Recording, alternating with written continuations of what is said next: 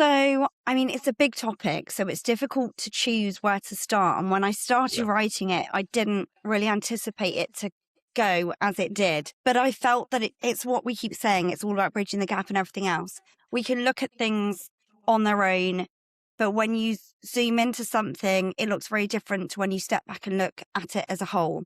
And I think what's important is we can't keep, as we said about that vision, and I put that there, that visual, is because it does feel uncomfortable. It does feel like it would be easier to look away. And we do that all the time, and we can't keep doing it. We have to start saying, we've got to make a change. The ends with me thought, I've written a couple of articles, couple of things. One of them is linked with generational trauma. If we don't at some point say it ends with me and stop the ongoing trickle of harm or anything else that's occurred, it's never going to stop. And where will we be in 20 years or 40 years or 60 years time? So that's one part of it. The other part of it is we've all got a responsibility. We all go through challenging times in life, and we can sit and say, oh, well, someone did this to me, so I'm going to do this and I'm going to hurt people or something different.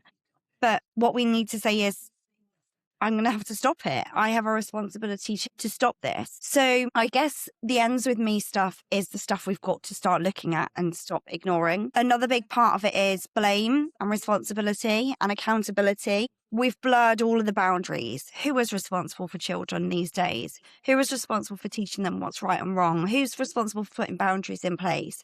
Because we have governments, we have schools, we have parents, we have local authorities.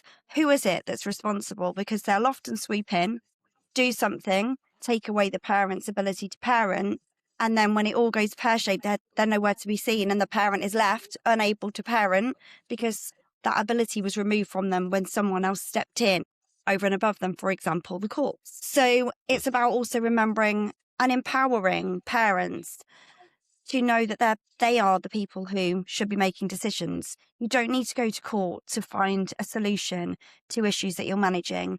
You can manage it yourselves. If you can't manage it yourselves, then go to mediation where you'll be equally supported, where you're not pulled into further conflict, which, as the article says as well, we might think that our children don't see it or don't hear it, but they can feel it. They can feel that tension. They can feel, a parent's muscles tense before a handover, an exchange of time with the child. They feel all of those things. They're not oblivious. We feel it, don't we? As adults, think about it. You walk in a room and there's a lot of people that maybe don't like you or have been talking about you in a positive way, and they come in, you feel that. You feel the energy that comes from those people. Children are the same. They're sponges. Before we can talk, we communicate through body language. So body language is a huge thing that we need to bear in mind. So it might be that we don't say the words or don't let the children see.